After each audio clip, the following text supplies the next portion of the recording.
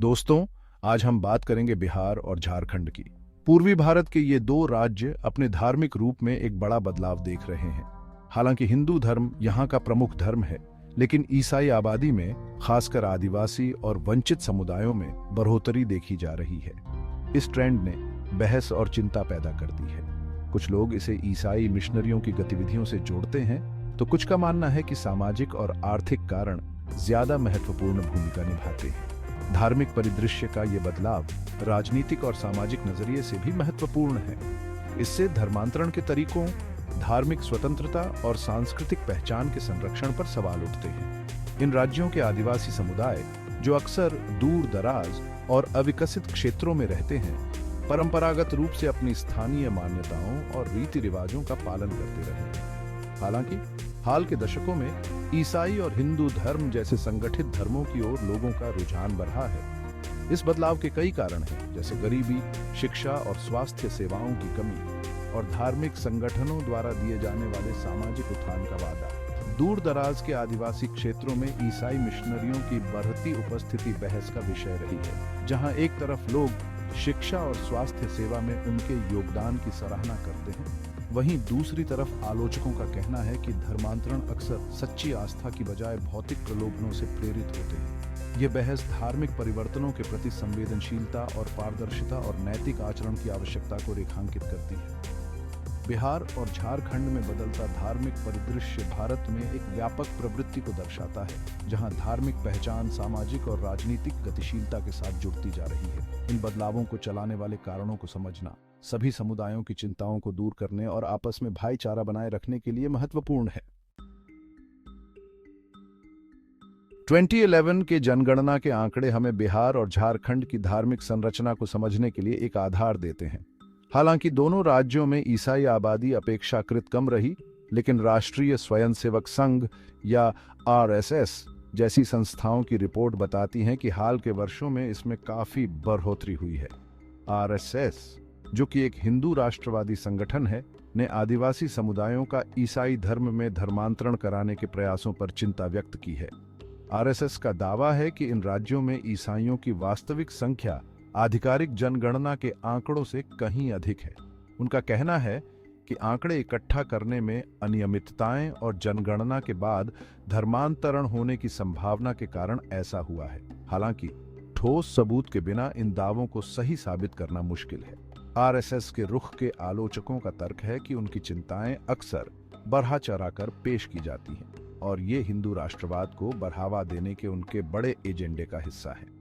वे बताते हैं कि बिहार और झारखंड में ईसाई आबादी भले ही बढ़ी हो, लेकिन हिंदू आबादी की तुलना में अभी भी बहुत कम है।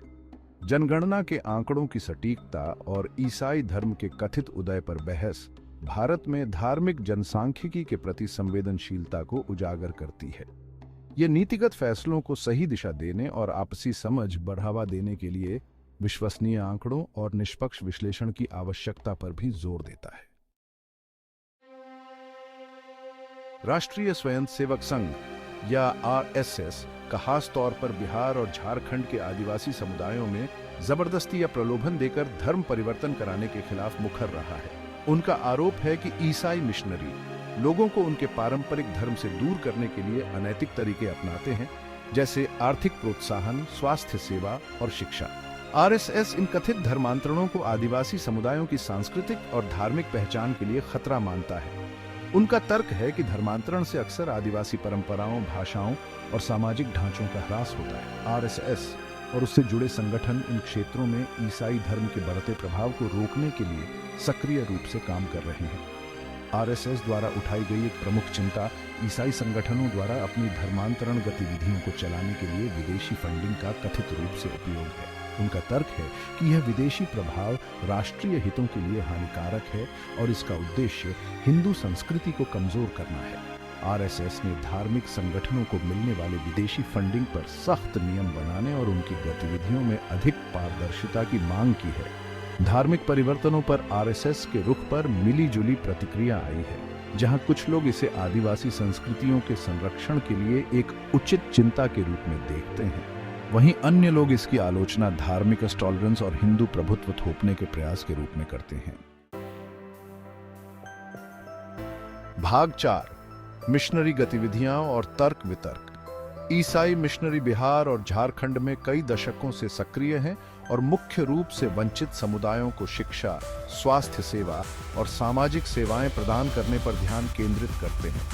उनका तर्क है कि उनका काम गरीबों की सेवा करने और उनके जीवन स्तर को ऊपर उठाने की सच्ची इच्छा से प्रेरित है। मिशनरी अक्सर दूर दराज के इलाकों में स्कूल, अस्पताल और व्यावसायिक प्रशिक्षण केंद्र स्थापित करते हैं और ऐसी आवश्यक सेवाएं प्रदान करते हैं जिनकी अक्सर कमी होती है। मिशनरी गतिविधियों के समर्थकों का तर्क है कि उन्होंने इन क्षेत्रों में साक्षरता दर, स्वास्थ्य सेवा और समग्र विकास को बेहतर बनाने में महत्वपूर्ण भूमिका निभाई है। वे बताते हैं कि कई आदिवासी समुदायों को ईसाई संगठनों द्वारा प्रदान की जाने वाली सेवाओं से लाभ हुआ है। वे इस बात पर भी जोर देते हैं कि धर्मांतरण एक व्यक्तिगत पसंद है और व्यक्ति को किसी भी धर्म को अपनाने की आजादी है जिससे वह जुड़ा हुआ महसूस करता है। हालांकि आलोचकों का आरोप है कि इन सामाजिक सेवाओं का इस्तेमाल अक्सर धार्मिक रूपांतरण के अंतिम लक्ष्य को छुपाने के लिए किया जाता है। वे मिशनरियों पर गरीब और वंचित समुदायों की मजबूरी का फायदा उठाने और उन्हें धर्मांतरण के लिए भौतिक लाभ देने का आरोप लगाते हैं। इन आरोपों के कारण कुछ क्षेत्रों में विभिन्न धार्मिक समूहों के बीच तनाव और अविश्वास पैदा हुआ है।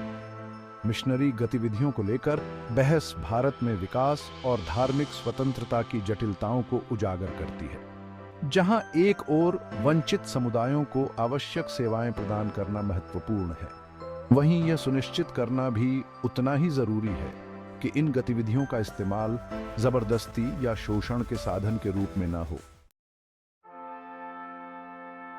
भाग 5, घर वापसी की घटना, हिंदू धर्म में वापसी।